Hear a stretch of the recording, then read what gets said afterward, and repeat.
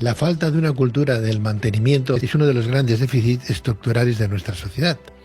Estas infraestructuras, ya sean sanitarias, energéticas, hidráulicas o ferroviarias, funcionan muchas veces al límite, sostenidas más por una inercia que por una planificación preventiva sólida.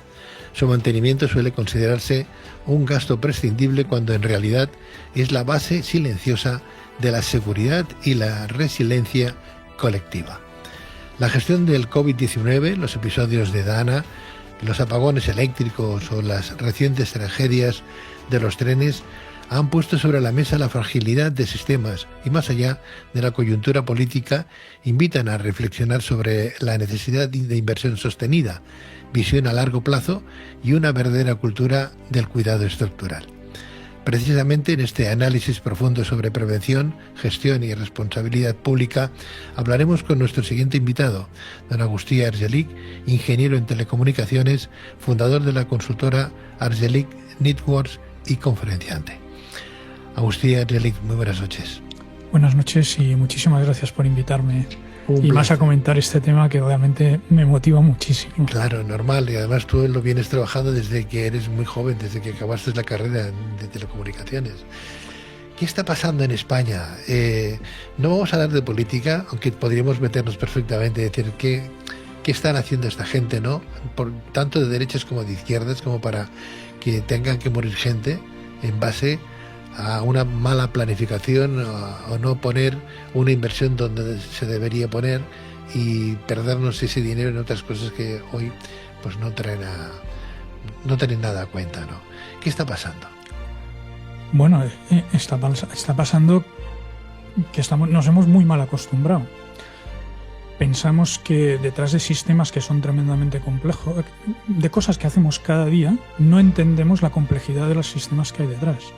O sea, estamos tan acostumbrados a que abrimos el grifo y sale el agua, a que damos al interruptor y se enciende, y a que nos cogemos un tren que va a 300 kilómetros por hora, y hemos dejado de ser conscientes de la complejidad que hay y de todo lo necesario para que eso suceda siempre y no se estropee. ¿Qué significa? ¿Que nos fiamos mucho de todo? Nos hemos mal acostumbrado, nos hemos hecho unos comodones y no entendemos, pues para que tengamos electricidad hacen falta centrales eléctricas, hacen falta redes de distribución de esta electricidad, que una central nuclear da mucha energía durante muchísimas horas. Una central solar la da cuando hay sol, una central eólica cuando hay aire, y todo esto se genera en unos lugares determinados, hay que transportarlo y esa red eléctrica necesita una estabilidad, necesita un sincronismo.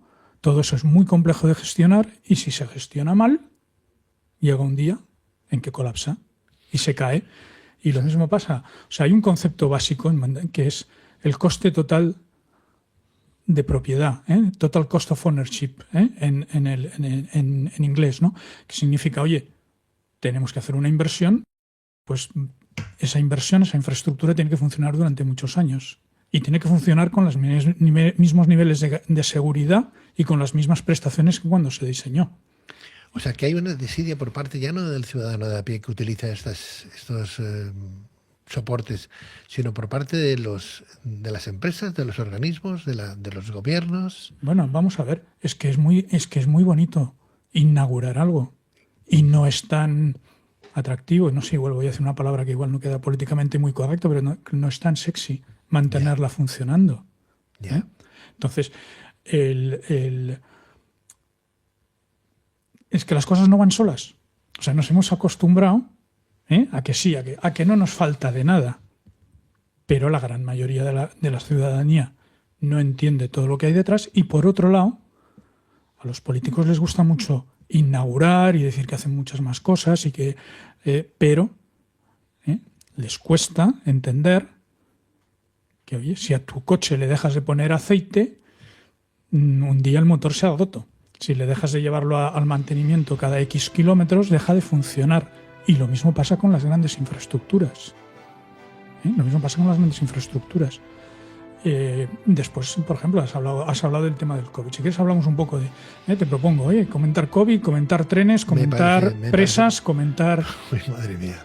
Nos pueden dar red eléctrica, nos pueden dar las novedades también. Hemos comentado el tema de la red eléctrica. Oye, sí. La red eléctrica hubo un apagón generalizado por una falta de sincronismo. O sea, la red eléctrica,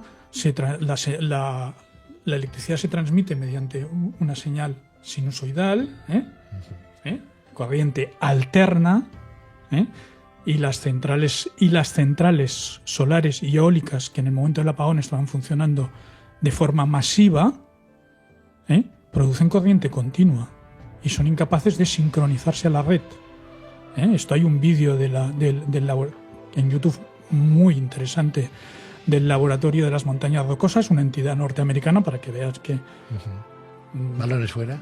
Que no estamos diciendo nada. Que explica que es una imagen muy gráfica, en el cual hay un patito, el patito mamá, que es la central que genera sincronismo. Las centrales que generan sincronismo son nucleares, son hidráulicas, son centrales de gas, térmicas convencionales, frente a la energía solar, que produce energía continua. La energía continua se tiene que sincronizar, entonces tiene que seguir al patito grande, pero si no hay patito grande, los patitos pequeños se pierden, y entonces la red no funciona, no transmite. Tenemos además una carencia importantísima de inversiones en la red de distribución eléctrica.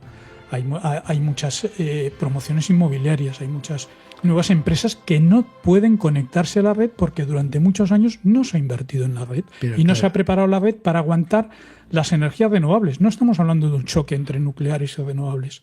Estamos diciendo que, oye, tienes que tener las cosas adecuadas al tipo de tecnología que aplicas.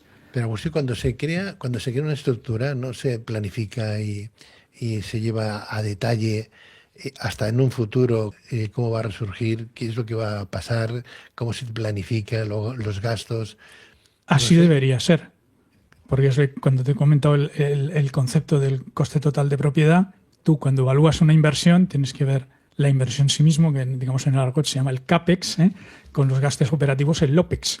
Y tú tienes que decir, oye, esta solución me cuesta tanto de inversión y después me va a costar tanto de mantenimiento. Claro, sí. Y eso es el total durante el periodo de vida de esa infraestructura, lo que te va a costar. Porque y eso, encima, ¿cómo lo vas a rentabilizar? Porque encima tiene vencimiento, igual que tiene vencimiento una lavadora, ¿no? Todo tiene vencimiento. Los materiales se desgastan. Claro, hay unos años ahí de que pueda funcionar, pero después viene el deterioro, ¿no? Efectivamente. Y eso lo tienes que tener en cuenta. Entonces decir, oye, voy a ahorrar dinero disminuyendo los costes de mantenimiento, que es lo que se ha producido en la red, por ejemplo, en los ferrocarriles, es un desastre. Agustín, los concursos públicos someten a muchas empresas a presentar proyectos innovadores en muchos casos, ¿no? Decir, pues mire usted, le vamos a proponer de hacer esto por 1.000 millones, el otro por 2.000 millones, el otro por 3.000 millones. Y aquí el listo de turno, el político de turno, el ministro de turno, dice, bueno, pues vamos a ver, ¿qué son 3 millones? Y usted me lo da por 1.000, bueno, pues voy a cogerme el de 1.000, me quedo con la diferencia, ¿verdad? ¿Es lo que está ocurriendo? A ver, tú te acuerdas, aquí has dado en el clavo, ¿vale? Y te lo voy a explicar muy fácil. Pues no hace falta ser ingeniero, ¿eh? No, te voy a explicar muy fácil. Siempre, históricamente, había una cosa que se llamaba baja temeraria, ¿vale? Baja temeraria. La baja temeraria era que la administración pública no podía contratar ofertas que estuvieran un 20% por debajo de la media de las ofertas presentadas. En concreto, se hacía todas las ofertas que se presentaban, se descartaba la más cara, la más barata, se hacía la media de las restantes y aquellas ofertas que estaban un 20% por debajo de esa media quedaban automáticamente descartadas. Uh-huh. Eso estaba incluido en la Ley de Contratos del Estado, eso se sacó y entonces ahora en muchos de los concursos el valor que más pesa es solo el tema económico. Con lo cual la gente tira a la baja, a contratar con el mínimo dinero. Y ahí surgen los problemas. O sea, las cosas, la calidad tiene un precio. La calidad tiene un precio. Entonces, claro, Hay gente que trabaje a pérdidas, pero entonces para ganar un concurso y evitar que se le introduzca la competencia. Esto ha sido un gran desastre. Sacar este punto de la ley de contratos del Estado, lo de las ofertas temerarias, ha sido un error garrafal. Agustín, ¿para qué se necesitan tantos asesores, 900 asesores en diferentes planos, como para que uno no le diga, bueno, esto es lo más barato, pero esto va a traer consecuencias? ¿Dónde están esos asesores? ¿O no interesa? Bueno, de entrada seguramente están buscando excusas para justificar los desastres. Luego me temo. Buscan a quién señalarle con el dedo, ¿no? Los culpables, a ver quiénes son, ¿no? Sí, pero al final sí, tú tienes que aplicar una serie de lógica y una metodología que en ingeniería se ha aplicado siempre y ha funcionado bien. El éxito en cualquier proyecto está en las fases iniciales, en cómo planteas cómo haces los anteproyectos, cómo haces los proyectos ejecutivos, etcétera, ¿vale? Por ejemplo, en el tema de los ferrocarriles, ¿vale? Hay un catedrático de la Escuela de Caminos, es catedrático por duplicado. Es catedrático de Geotecnia en la Escuela de Caminos de La Coruña y era catedrático de ferrocarriles en la Escuela de Caminos de Madrid, que tiene publicados toda una serie de artículos discutiendo cómo es el uso del balastro en las redes de ferrocarril de alta velocidad, en los trenes de alta velocidad. En su opinión, no se tenía que haber usado balastro, se tenía que haber usado placa.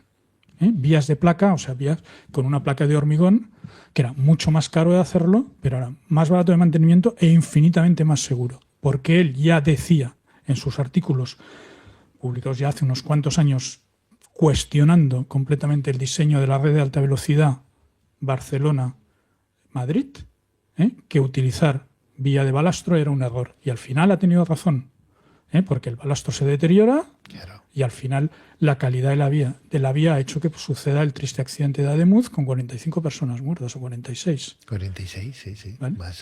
En ese caso había que haber hecho más inversión inicial, los costes de mantenimiento hubieran sido menores, y la seguridad de la red y la seguridad de la infraestructura hubiera sido mucho mayor, y la durabilidad, o sea, la duración, el periodo de vida de la red también hubiera sido mayor. O sea que hay un punto de dejadez absoluta. Bueno, no sé si es dejadez. Es una falta de gusto por la excelencia y por hacer las cosas de la forma más inteligente posible y mejor hecha. Mucho cortoplacismo y falta de visión a largo plazo. Y mucho vividor, Agustín. Y segundo, hay que recuperar el prestigio de la ingeniería. Si hay un señor catedrático que cuestiona un proyecto y lo argumenta muy bien, tú no puedes gobernar en contra de las leyes de la física. No puedes gobernar en sentido común. Igual hemos querido ir muy deprisa en muchas cosas, pero hay que cuidarlas. Lo mismo pasa con las presas. Hay muchas presas que todavía tienen la instrumentación de control interna de la presa, porque una presa hay que controlarla y hay que monitorizarla, porque las presas se mueven. Claro. Que llevan la misma instrumentación de que el día que se inauguraron, instrumentación de hace 40 años. Madre mía. Y esto hay un montón de compañeros y de ingenieros que lo están denunciando y a los cuales no se les hace caso. O sea, a ver, a mí una vez un cliente me dijo, los ingenieros cada vez tendréis más poder. Se equivocó del todo y los políticos menos. Era un cliente que era una empresa pública y tenía cargo de confianza nombrado porque era pues la persona de confianza del que era alcalde de la ciudad en esos momentos, ¿no? Me dijo, no, y al cabo de unos años yo lo veo y dice, no, por desgracia se equivocó este buen hombre. Se equivocó del todo. Porque si un ingeniero dice esto no se puede hacer, o un maquinista dice, oye, la vía está, los trenes vibran cuando pasan por este punto y este punto no está en calidad, pues se le tiene que hacer caso.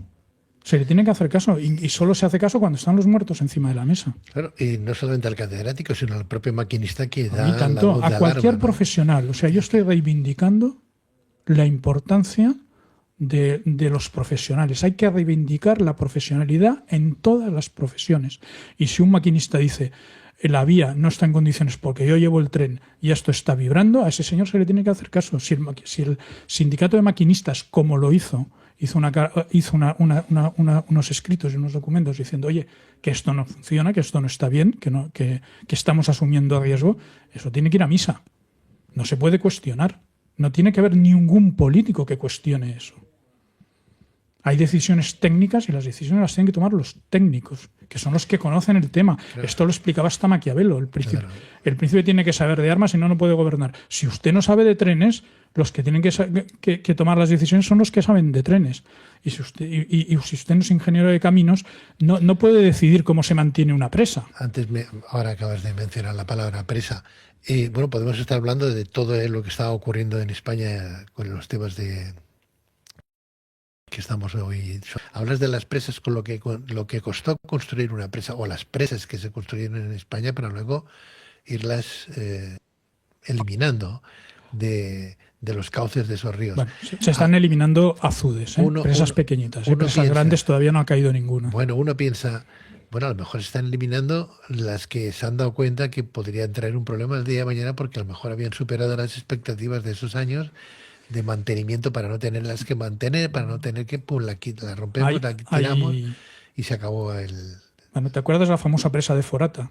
La de la Dana. Sí. Bueno, pues la presa de Forata, que durante la Dana estaban muy preocupados porque obviamente no se había hecho el mantenimiento adecuado de que aquella presa se viniera abajo y colapsara, y se olvidaron de controlar el barranco del Pollo.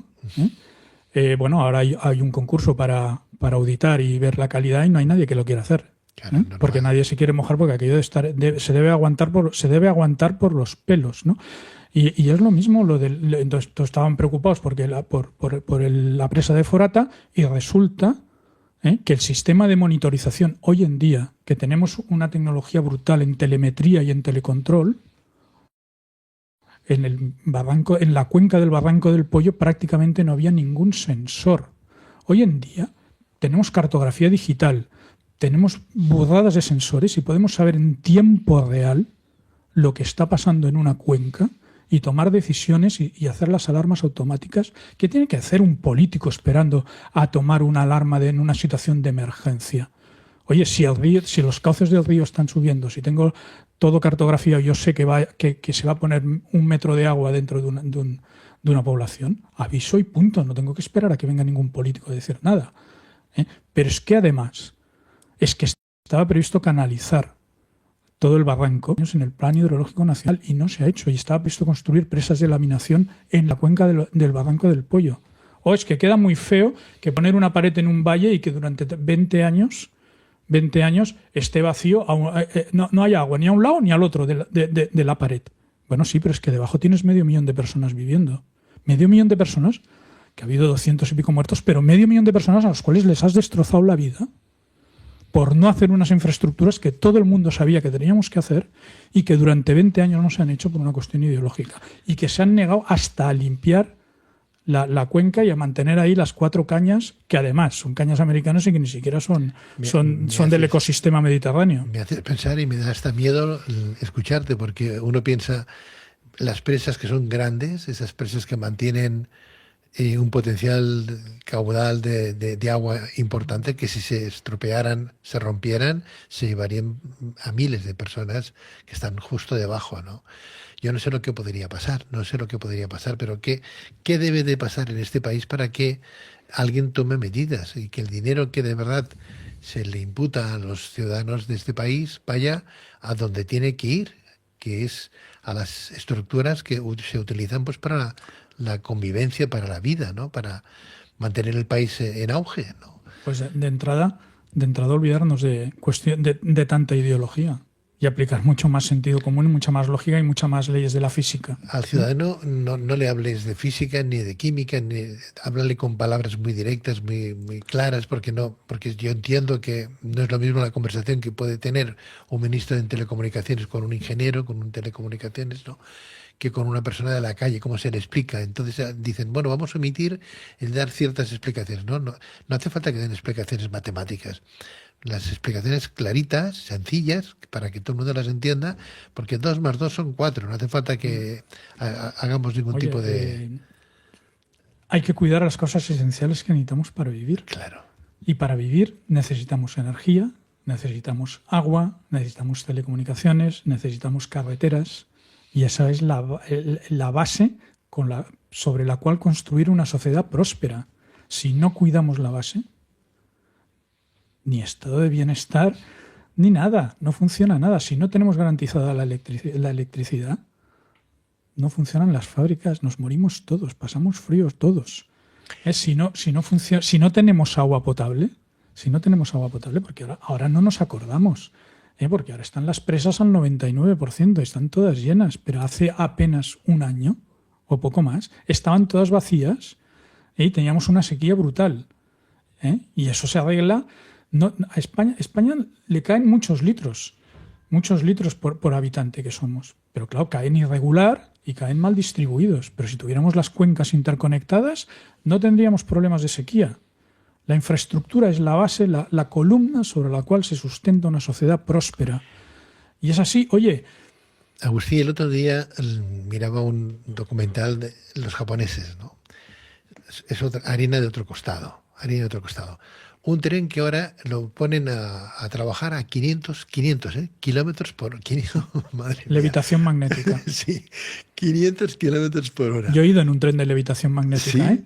Hay el tren que va del aeropuerto de Shanghái a Shanghái, Sí. que es un tren que va por levitación Madre magnética, mía. que la velocidad punta que puede alcanzar son 500 kilómetros por hora. En explotación va a 350. Madre mía de mi vida. Entonces Flotas. Uno piensa tanto en un país y tanto que vamos nosotros de que somos, iba a decir la leche, Bueno, en muchas cosas lo somos, Lo somos.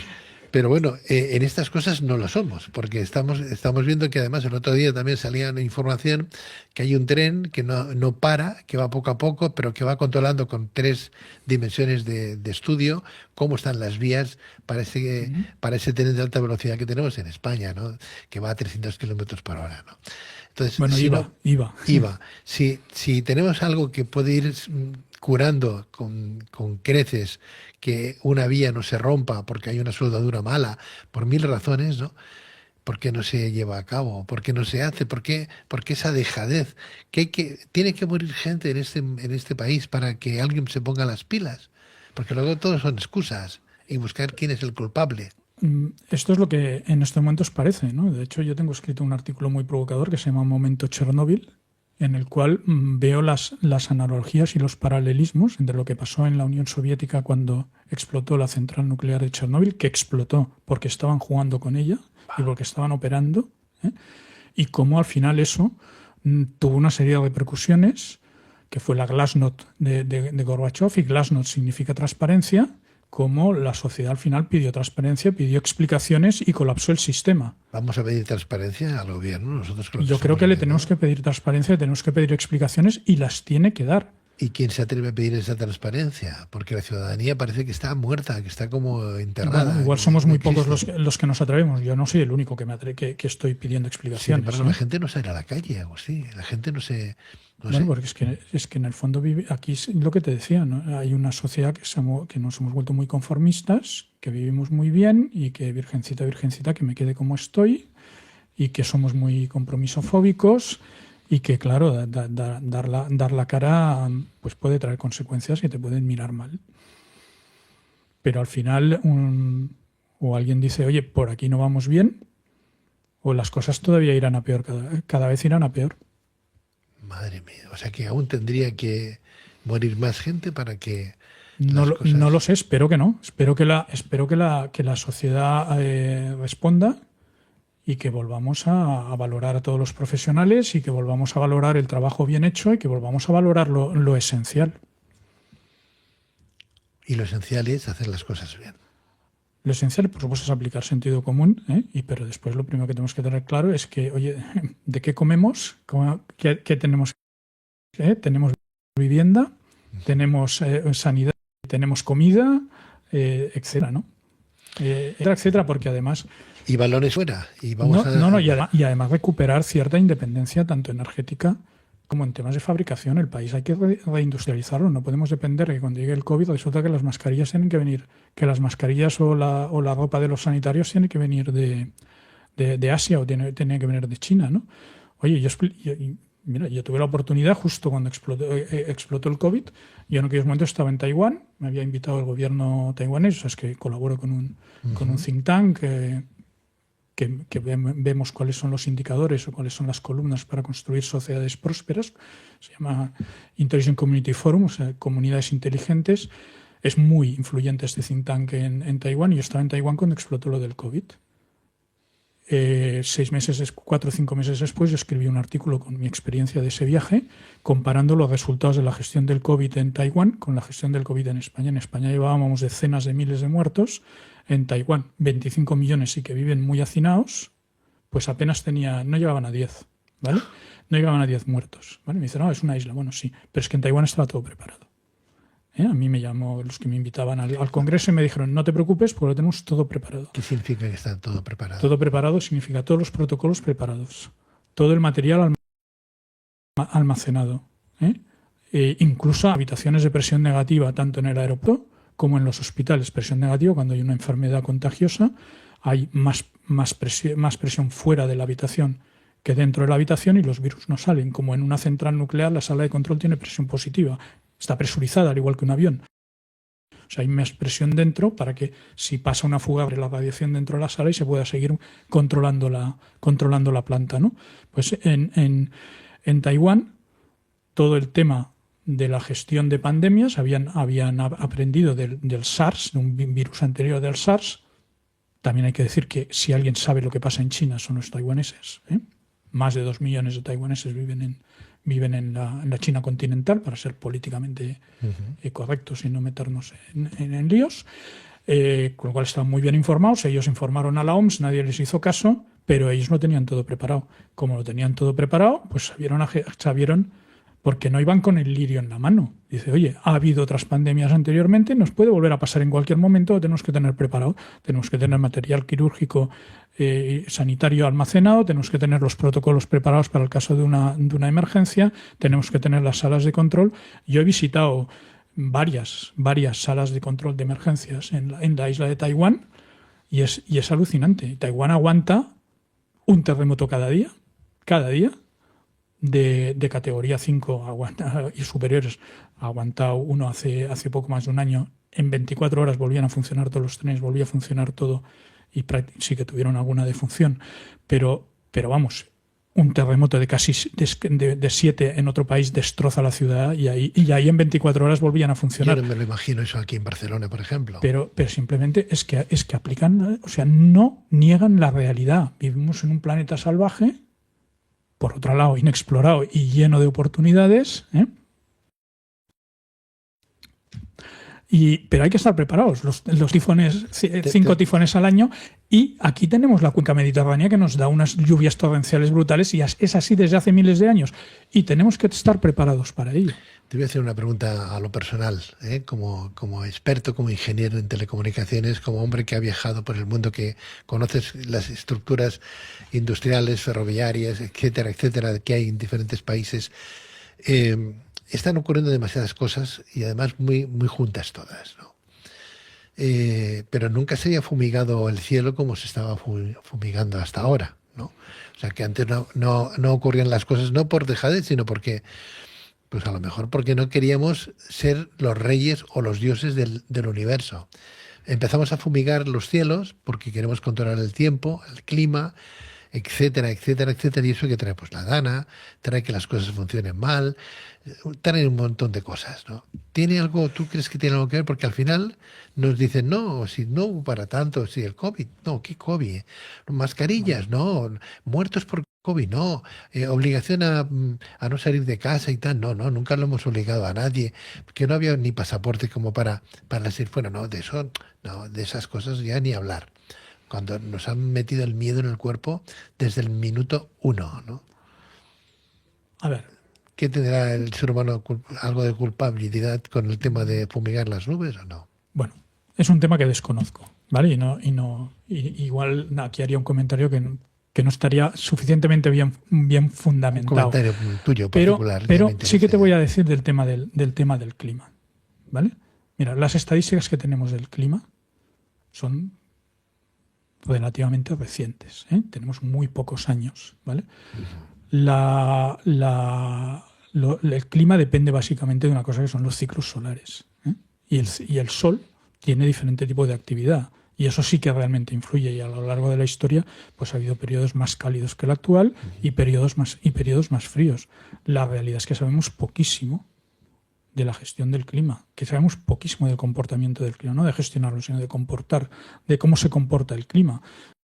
Y hay que reconocer que de muchas cosas tenemos que aprender todavía mucho más.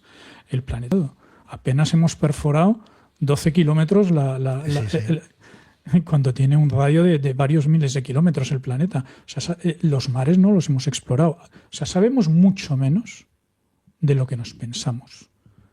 Yo creo que pecamos de orgullo. De vanidad. Y de vanidad pensar que vamos a saber controlar el clima. No lo sabemos controlar. No lo controlamos. Y ahora, lo que no quiero ser... Además, hemos entrado en una cultura... Bueno, el máximo indicador de esto es un señor que se llamaba Malthus, que era un clérigo anglicano, ¿no? Malthus hace 200 años dijo que el planeta no podría aguantar la población que tenía entonces, y que la misma naturaleza iba a matar a todo el mundo que naciera a partir de aquel momento, y ahora tenemos 8 o 10 veces más población de que en la época de Malthus, y comemos mucho más, y el progreso que tenemos es brutal. O sea, tenemos mucho que mejorar, pero también tenemos muchísimas herramientas, tenemos muy buena tecnología, tenemos muy buen conocimiento, tenemos una base filosófica, conocimiento técnico y conocimiento filosófico, tenemos una gran capacidad de comunicación y de colaboración entre nosotros. Lo que creo que debemos mejorar muchísimo es el liderazgo. El liderazgo, ¿a quién elegimos para que nos gobierne? Sí. Yo creo que aquí es una gran asignatura pendiente, pero no te diría que en España, diría que en el planeta entero. El planeta entero, sí, sí.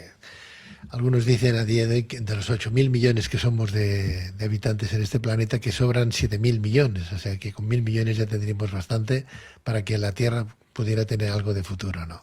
Yo creo que no, que la Tierra tiene capacidad más. Es más, está demostrado, en la India se morían de hambre y ahora tienen 1.500 millones de habitantes y exportan alimentos. Sí, mientras que otros se mueren nada más que bañándose en el río de la muerte, que es como lo llaman, porque allí flotan los cadáveres cuando no hay dinero. Bueno, la cultura india es muy compleja. Eso es.